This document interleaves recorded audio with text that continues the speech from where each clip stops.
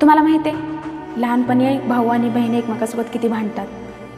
कधी खेळण्यावरून, कधी टी व्हीच्या रिमोटवरून, कधी कधी छोट्या गोष्टीवरूनही. आणि बहीण आईला रागात म्हणते, आई मला असला भाऊ नको. आणि भाऊही आईला म्हणते, हिला कुणीतरी घेऊन जायला सांग. पण तो दिवस खूप कठीण असतो ज्या दिवशी बहिणीचं लग्न ठरतं. ज्या दिवशी बहिणीचं लग्न ठरतं त्या दिवशी सगळे आनंदात असतात, पण भावाचं मन कुठेतरी तुटलेलं असतं.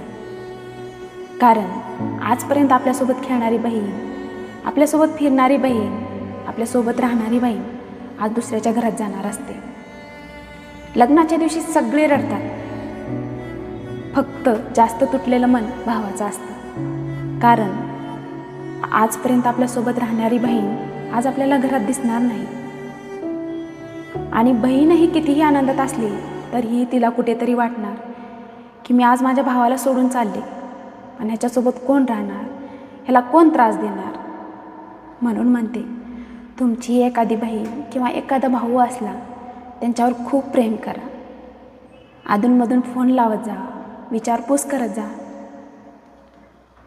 कारण लहानपण जातं आणि वेळही निघून जाते, फक्त राहतात आठवणी.